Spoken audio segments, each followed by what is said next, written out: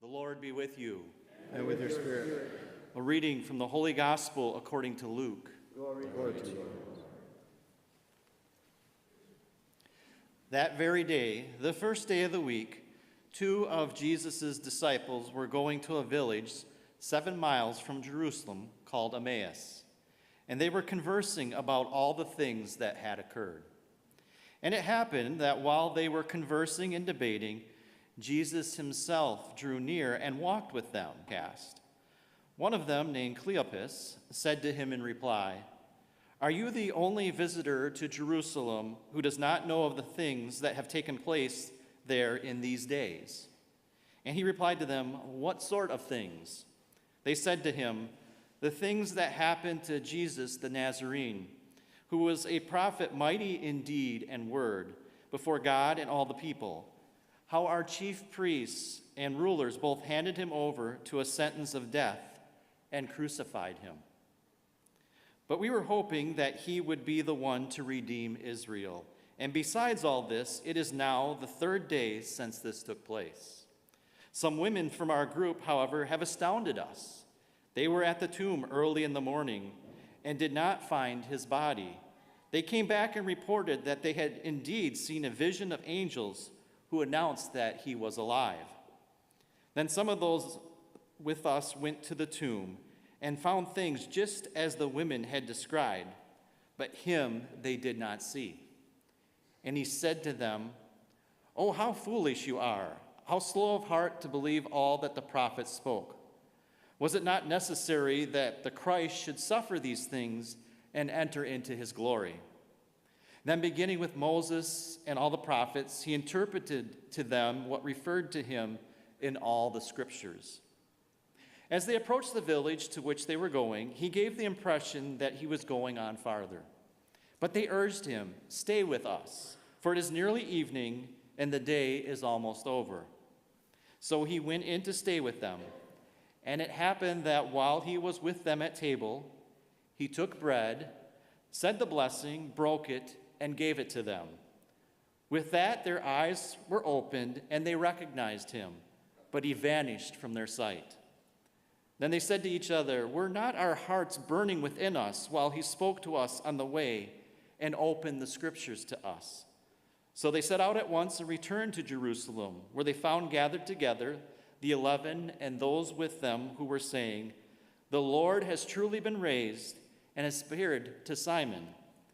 Then the 2 recounted what had taken place on the way and how he was made known to them in the breaking of the bread."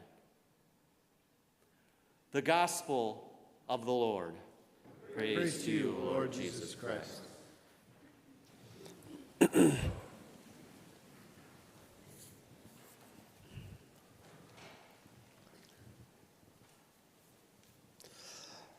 What did these 2 disciples fear most? That the cross was the end, or that Jesus is alive and it's just beginning? I know that sounds like a strange question, but it's interesting that they waited until the 3rd day to leave. They could have left right after Jesus died on the cross. Figured that's it. Their hopes died with Jesus. They better get out of town before anything bad happens to them. They could have left on Saturday, the longest day. Everybody moping around, feeling depressed. They could have said, "It's over. Might as well go home." They waited till the 3rd day. They waited until the women said angels had announced that Jesus is alive. That should have been great news and make them want to stay. That's when they left. Back to my question. What did they fear most? Were they afraid that Jesus dying on the cross was the end, it was over? Or were they afraid that Jesus is alive and it's just beginning? That Jesus was right about everything? That they had to come out of anything that entombs them? Jesus wasn't the Messiah they expected. He was more than that. Maybe too much more. He didn't free Israel from Roman rule. He redeemed all people from their sins. He gave us a whole new way of going about life, God's way, the way of love and mercy and service, the way of dying in order to rise to something new. Were they ready for all that?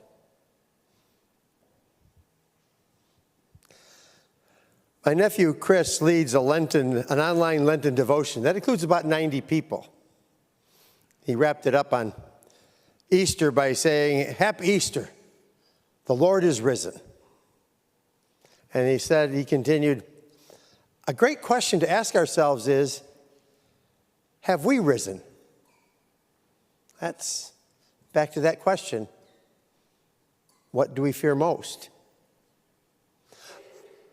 Are we afraid that Jesus died on the cross and that's the end? Or are we afraid that he's alive? He rose and it's just beginning. We already share in the new life of Jesus. We have to rise from anything that entombs us and live the new life of Jesus out in the world. We have to live the way of truly loving others and forgiving and being merciful and trying to make peace, be peacemakers in the world.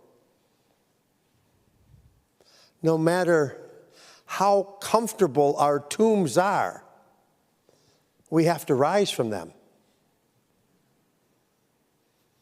Are we ready for all that? These two disciples never made it to their destination. They had to go back to Jerusalem. They knew they had to return to the community. They couldn't go back to their old ways. They were part of something new. We can't stay in our tombs, our old ways. We have to rise from those tombs and live the new life of Jesus right here and now. That brings us back to that question my nephew asked on Easter. Jesus has risen. Have we?